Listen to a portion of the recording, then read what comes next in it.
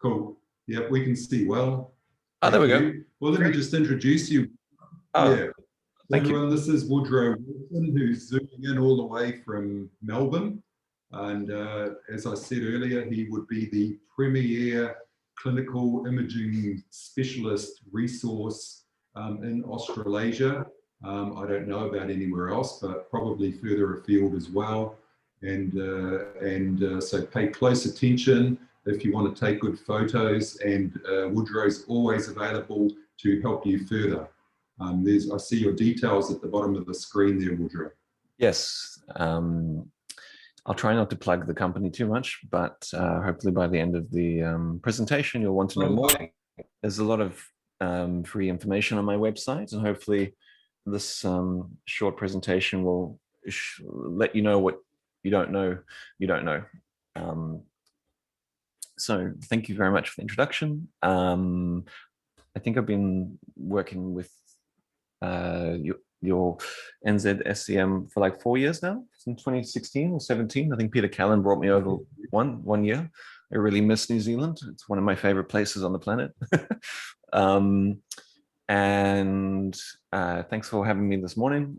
This is only a 30-minute presentation. I'm going to try and cover quite a few broad topics to give you some ideas, inspiration, tips, and show you a bit of the direction of what you can do with clinical photography.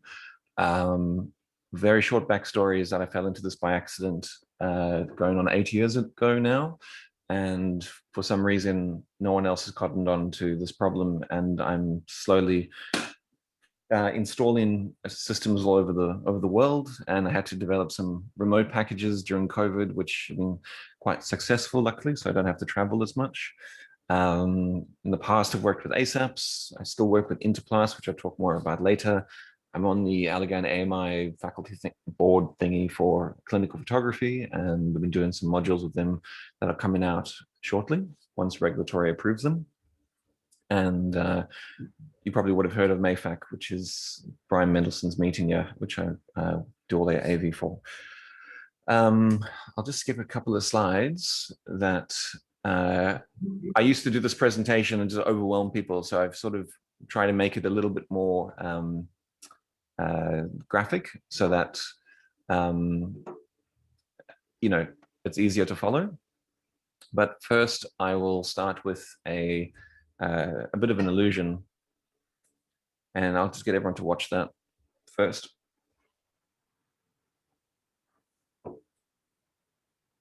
Is that coming up okay on your side?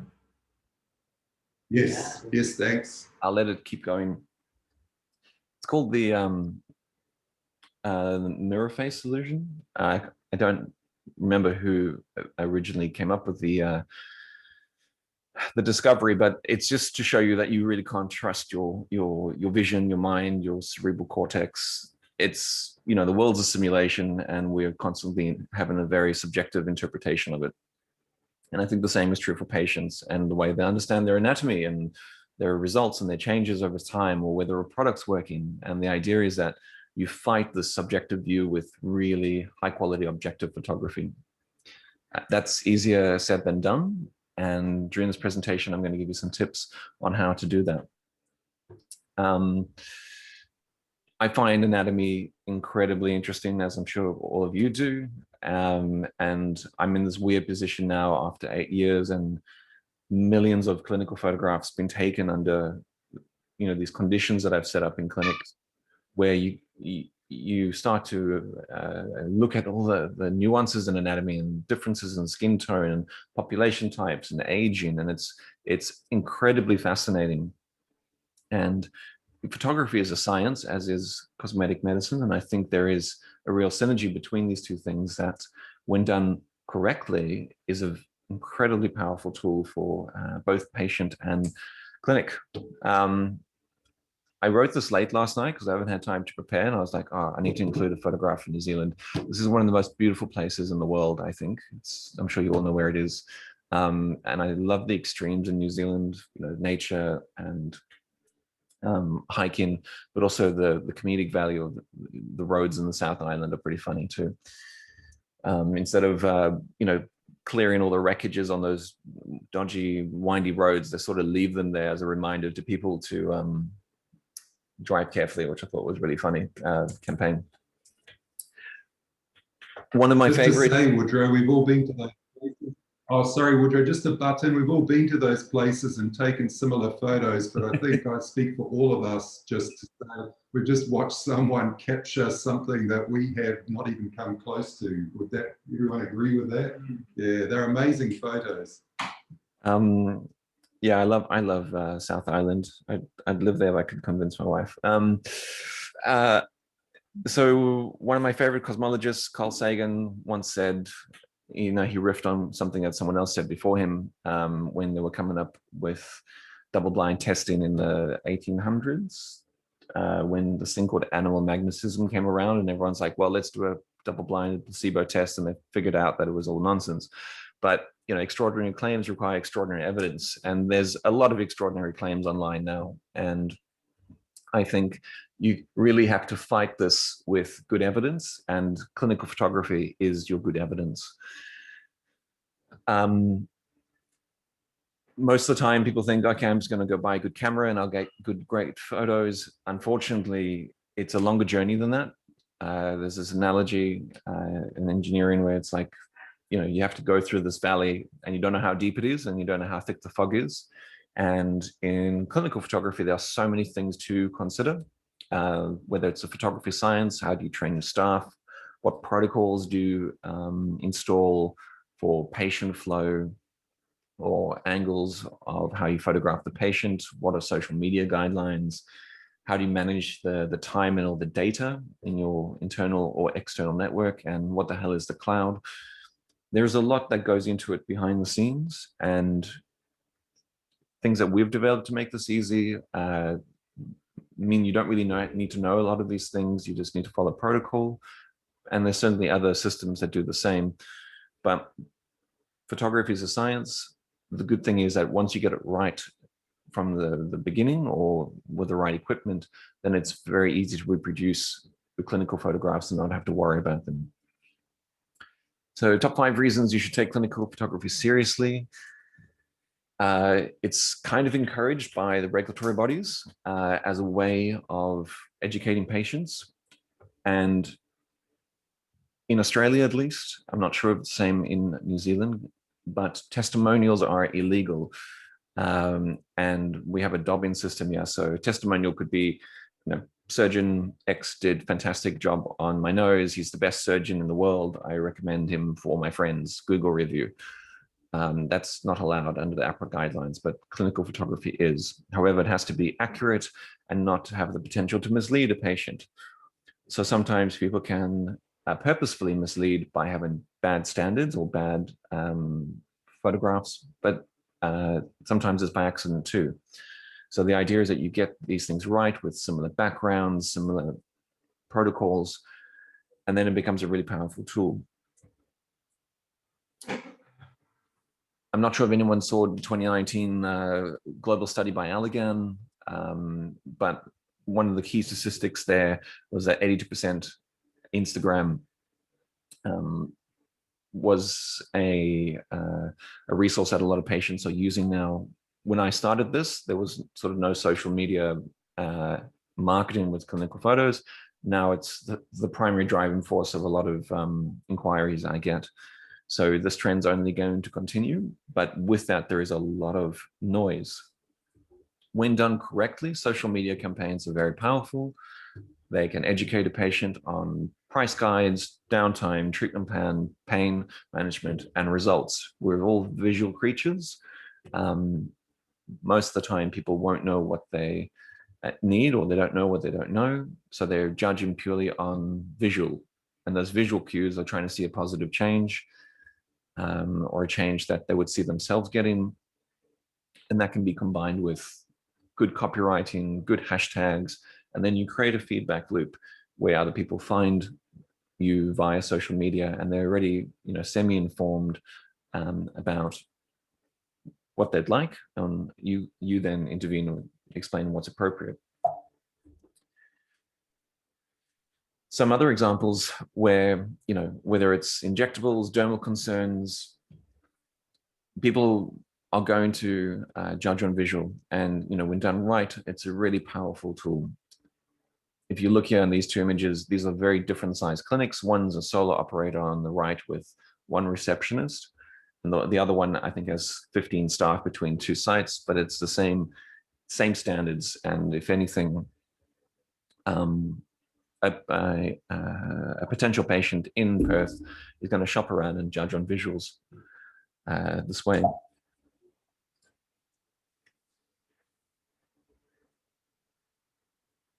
I've said for many years, phones, iPads, tablets, they're not good enough. That is still true in 2021, despite all the marketing that you see online. I think there was a really good Netflix documentary last year about the power of computational computing, and we all have supercomputers in our pockets now. And that's sort of true of the visual pipelines of these cameras. There is limitations from physics in terms of small cameras, small lenses cannot capture the detail that a larger camera can, but also the software interpretation of what is real, what is appropriate skin tone, what is the detail. If you've got a Samsung phone in your pocket, there's a beauty filter there built into the camera mode. But now even with iPhones, there are software platforms that basically remove all the detail because everyone wants to look better, especially with this Zoom connected world. And that just eradicates all the information that you're trying to use as a clinician to either record or show a patient what's going on with their anatomy. This is what is popular online, the influencer market.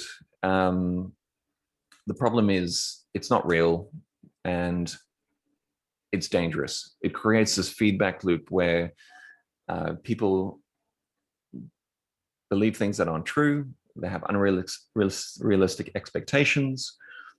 I'll just play that video in the background, and you can see just how even your celebrities are always retouched, even on their social media, which is meant to be more personal and real.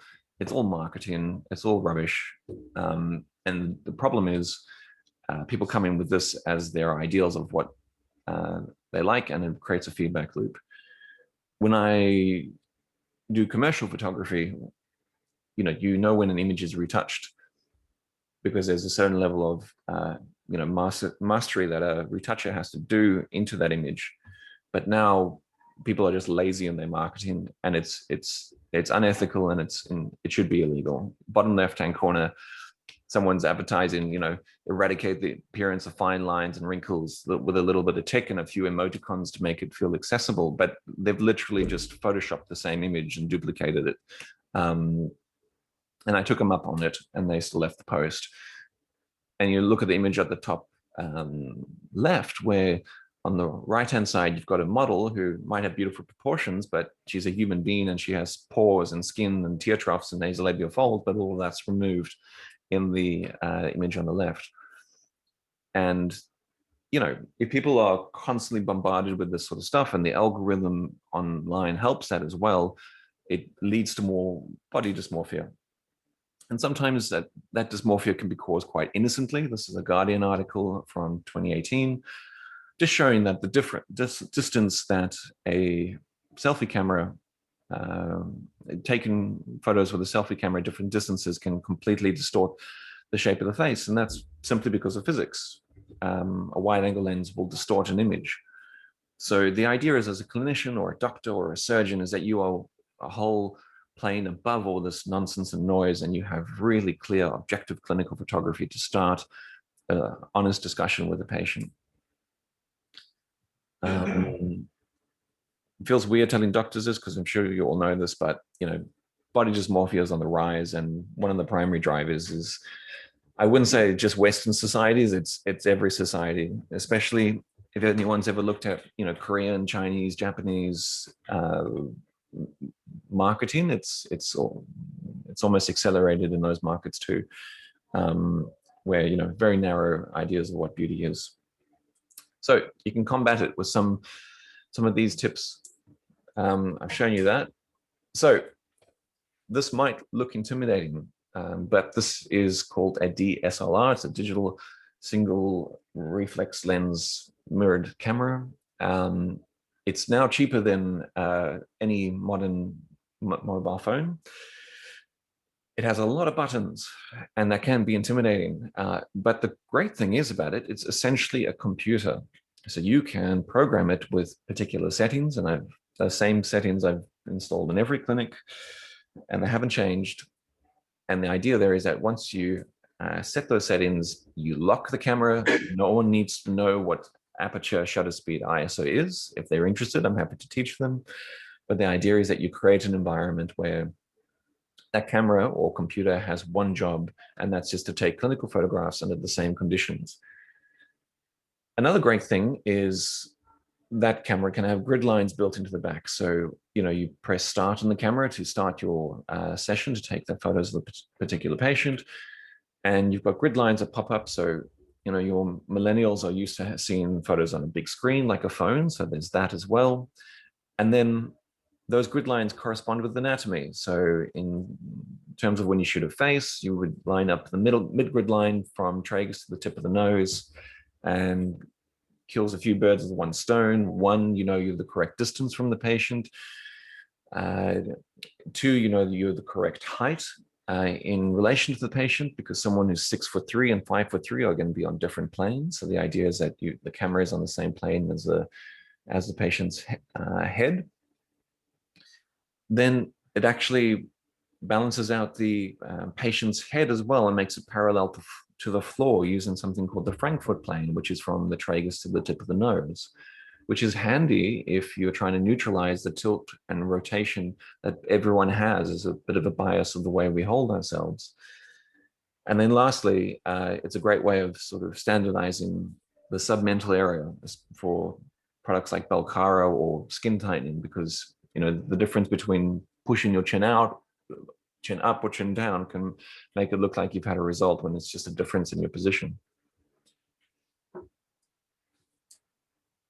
Another tip would be, when you get your lighting correct, you can start seeing so much more detail in the skin. I get really excited by these things because it's the science of photography. And you look at a cross-section of 7 people, everyone's got very different skin, and there's going to be different treatment plans and different products. And it's not a cookie cutter situation. When you take photos with a phone or an iPad, it's essentially on automatic. It's trying to balance exposure for how much light is in the room, which most of the time there's not a lot of light in an office or a clinic. And that light changes because you're mostly using the time of day natural light as the planet rotates. An interesting fact in skin, which I'm sure some of you know, is the epidermis is translucent. So it actually absorbs and reflects the ambient light. So if you stand underneath a yellow light, your skin will appear more yellow. If you stand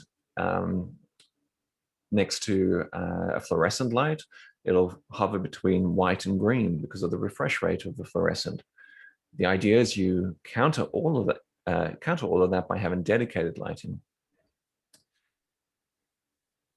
Another interesting fact about skin and light is that our interpretation of white is very different depending on the time of day. We orbit a sun, which emits light at a particular Kelvin temperature. It's around 5,500 degrees Kelvin, and that's how we interpret light in the natural world. However, cameras need to be programmed. So you should all be able to see the middle image, that skin tone is accurate, whereas the one on the left and the one on the right is either too blue or too warm. And people can innocently mix up skin tone by shooting under fluorescence or a mixture of warm tungsten light inside next to a bit of a window light, which makes it a bit more purple. The idea is you have accurate skin tones if you program a camera. Another important definition is, what about background? You would see the same image here with 3 different backgrounds. And to my mind, the image on the left and the image on the right are actually distortions.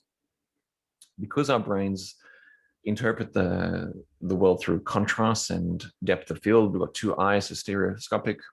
A lot of the time we are tricked with contrast. So remember that mirror phase solution before? If you have a white object, a white background on the left, it actually makes the object in contrast to that look bigger, and the opposite effect with a black backdrop. So Allergan was very smart a few years ago when they launched or bought, how was it, CoolSculpting, and made sure that everyone had black backdrops. So it made everyone look better by default. There's no one from Allergan there, is there? So blue is a good neutral thing, because another reason is that no one should have blue in their skin tone. So it's a really good way of just, no matter what the population group, creating a clear separation between subject and background, because it's that negative space that people are going to judge the contour changes on as well. And that's true for full body photographs as well. Last definition that's important is the angle of light. As sort of a spillover from the beauty industry is that a lot of people use ring lights, these makeup lights in their clinics. And not only are they bad color reproduction, but the angle of them being parallel to the patient's face means that it's actually going to fill out a lot of the imperfections, it's going to fill out a lot of the volume. And because of the distance between that is usually, 30 to 60 centimeters, you'll see on the patient, there's actually like a halo ring between the eyebrows. That's the skin reflecting the light bulb of the ring light. So a lot of that information is essentially deleted, especially if patients come back and the albedo of their skin, how reflective it is different because they've either had resurfacing, or it's got more moisture in it, or it's just healthier skin. What we install in sites and advocate for is indirect lighting that comes at a bit of an angle. So the purpose of that is to create a little bit of shadow and definition, sort of like 2 o'clock on a cloudy day. But because of the way we structure the lighting, it's had some space to diffuse. And inverse square law, you halve half the distance, a quarter of the power. So you have a light at a certain distance away that diffuses, it becomes quite soft when it lands on the patient's face.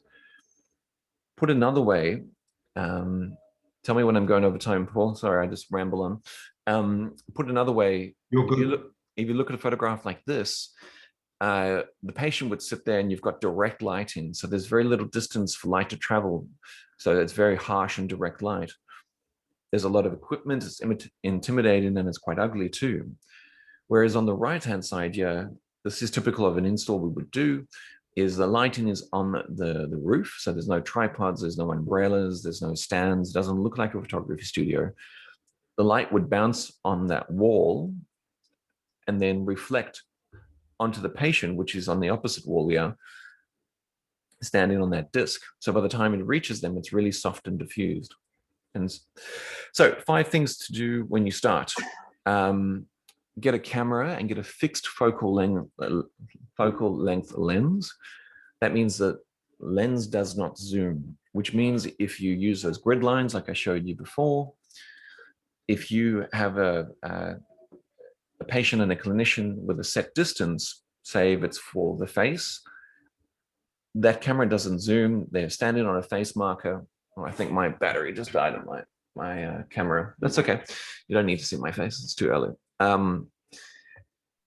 When you take a photograph, the zoom ratio doesn't change. So you reduce the variability of someone zooming at different focal lengths and then distorting the face, or creating a headache for someone who's trying to do before and afters later. So I spoke earlier about the Frankfurt plane, and again,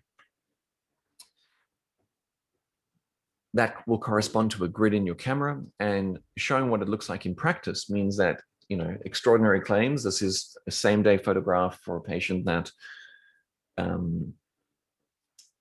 Dr. Sarah Hart took a couple of years ago, but she's following that rule, and it standardizes the variability, and you have a fantastic result there. It's backed by good protocol. The great thing there too is if you start with a photograph with that profile photograph with tragus line, Frankfurt plane lined up, it makes it very easy for you to see if a patient rotates or tilts their head as they rotate. And I would really advocate for people to use this sequence when they're taking a series of photographs of a patient, because they're very easy to reproduce. You give 5 clinicians the same tools and say, okay, take 5 photographs of a patient, you're going to get lots of variability, because someone's going to do front first, then oblique, then side, and then someone else is going to do another combination. And if you do this combination, it standardizes it really clearly. A tip for when you photograph the 3/4 angle or oblique is you want to try and get as much information as possible in one image. Time is money, and we want to get people through this photography area as quick as possible to either get treated or consulted with. If you get a patient to rotate to a spot on the wall, whether you're using one of our numbers or you've just marked a spot on the corner of your office, get them to rotate until you can see both the acanthus. That allows you to, A, standardize the 3/4 angle across many different population types and people with different nose sizes.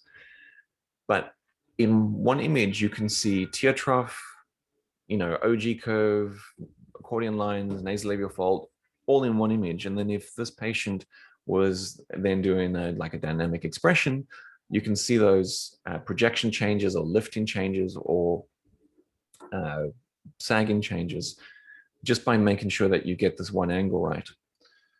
There's a lot wrong with the image on the left, jewelry, hair, but the main one is the nose is covering a lot of the anatomy, which is what the patient's going to use to judge. Zoomed in with a 24 megapixel camera, which is entry-level consumer grade cameras, now all around 24 megapixels, and you can get up to 100 depending on how much you want to spend. That image that was taken at the distance beforehand is high resolution enough that you can crop in and have an immense amount of detail to use to consult with. So you don't have to take multiple images.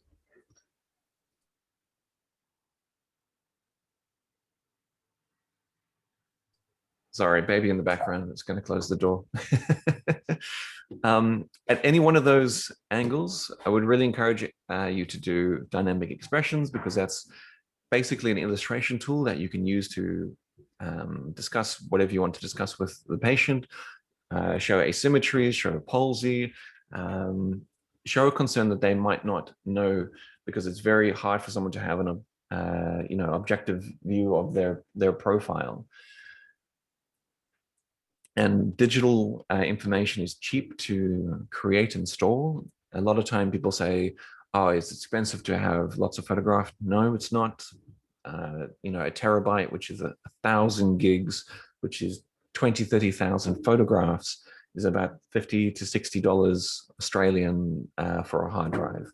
So it's possibly the cheapest part of your pipeline. And don't just do dynamic expressions in older people, do them in younger people as well. This is a 19-year-old who, in at rest looks great, but when they just do a small smile, you can see the development of crow's feet. And because you've got all this amazing detail in the skin, you can see how the skin pulls like the surface of a balloon being inflated.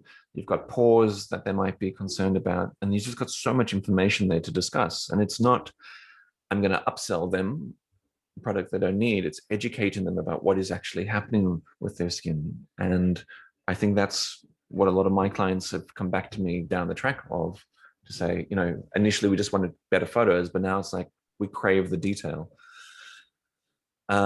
Tip number 5 is, whether it's our software or other people's software, have a software management system for your photographs. Simply put, capturing photographs at the start with some useful information like name, date of birth, keywords of like pre, immediate, post, product, clinician, area of concern. If you do our workflow, which is a tethered workflow where you capture that at the beginning, which means you don't download the photographs later, means as you capture, they're automatically backed up, and it means you can consult with them immediately. this saves an immense amount of time, and it counters the argument where people say, I'll just use my phone quickly. Use your phone, you can't share that information, you can't catalog that information because there's no metadata or name, date, capture storage area about that file. So full disclosure, I'm not the only person who has capture software, but you need something like this because it saves an immense amount of time later. That will then come full circle. An example of someone like Hunter Plastic Surgery in Newcastle in New South Wales, where, you know, either a clinician wants to consult with breast reconstruction photographs, marketing agency wants to use breast reconstruction photographs. It's easy to retrieve via the keywords that you've been amassing over months and years. In summary, 5 people to inspire you. I thought this was one for 2020, 2021, and maybe 2022 at this rate, but someone looks better with a mask, and this is Dr. Sarah Hart. But something I really admire in Dr. Sarah Hart too is that it's not just about showing great results and, you know, really transformative results that she gets for people, but it's also having good record keeping for when things go wrong, and then to educate people on complications, whether it's maintaining and building the trust with that patient who's going through the complication, or training other people and saying, you know, this is the science about what happens during complications. And that's July to January, so, you know, 6 months of charting a complication. And I think another great thing about the image on the right here is that it's not just big lips and, you know, celebrities and that hyper-real cosmetic looking line that people can be marketed to with. It's normal things as well, where, you know, people have asymmetry or palsy, or in this case, with this patient, that can be corrected with cosmetic treatments, and they need to be educated on those things, and they need good evidence to be educated. So great job, Sarah. This is Dr. Barladine in Cape Town. You know, Cape Town's got a really interesting population mix as well, from, you know, centuries of colonists, and, you know, showing what happens to different population groups during different skin treatments, I think there's a big gap in knowledge there too. You know, using skin filters to show sun damage and underlying pigmentation. Again, really good education resource. Dr. Stephen Liu up in Sydney. Again, follow these people on social media so you can get a bit of an idea of, you know, a good formula, a good regime, a good marketing platform of the way they educate and build an audience, which is ultimately what you're trying to do with your clinical photographs and social media. Another great one in Queensland, where, you know, there's Gold Coast that has a bit of a reputation like Las Vegas, but, you know, this clinic created a good point of difference with their way they explained cases like breast reductions and explants, and it was a bit more, you know, aimed at that more conservative crowd who didn't want, you know, 500cc breast implants. And again, Youth Lab in Perth. So these are all really good clinics to follow. And I think if you just sort of reverse engineer a way they do their copywriting and the way they engage their audience, it would be a really good resource for you to figure out, you know, if you're going to go down this journey, how to position your brand. So in summary, take photography seriously for your business online, install protocols for your team, get signed consent for every photograph taken or every photo session, because you might take 5 sessions over 12 months, but sometimes people might change their mind on the consent process. A pro tip there would be, don't ask for consent on day 1 before someone's out of treatment, because usually they'll be apprehensive. They don't know where they're going, but 2-3 weeks down the line or 2 months down the line, when they're glowing and happy and emotional, that's when you ask for consent, because if they've got buy-in. Patient privacy is your responsibility as the doctor or the clinician. It's not the patient's. That means that you have a duty of care where you store that data. The right equipment will get you the right results. Don't walk into a camera shop and say you're a doctor asking for a camera, because they'll sell you a $20,000 Leica, which would be good for holiday photographs, but won't be good for your clinical photos. Control the narrative of your branding. So that means promote photographs that are on message with the services and the types of treatments that you want to be known for. If you're going to use your camera in a pinch, use the rear camera, because it's a higher quality than the selfie camera.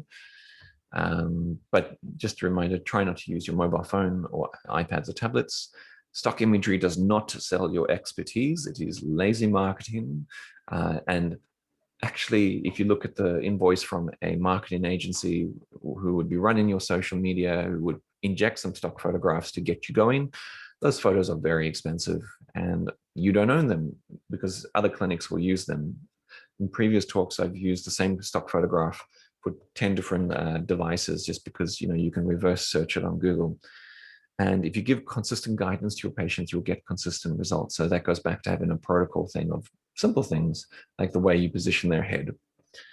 If you want to know more, you can follow me on social media, Clinical Imaging Systems. There's a lot of free videos and tips and tricks on there that I've been adding after years of doing this. And I repost a lot of what my clinics are doing too, so you can follow them and see what they're doing.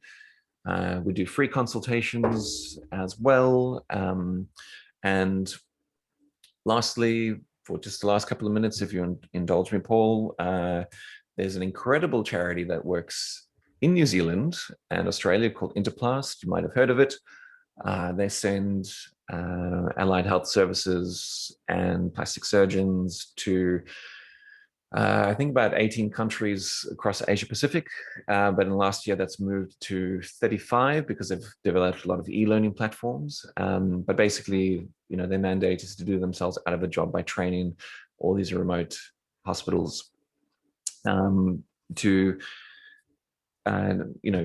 surgery and aftercare. And I'll let one of your own actually say it better than I can. Hi, I'm Mike Carson from New Zealand. I'm here today teaching these fine young Pacific Island surgeons how to apply anatomy for reconstruction in all types of situations that they might have to deal with back home in their Pacific Island nations, be it cancer, the defects resulting from the removal of cancer, traumatic defects, burn scar contractures, and so on. So we're having a great time, and it's very educational for the teachers and the students.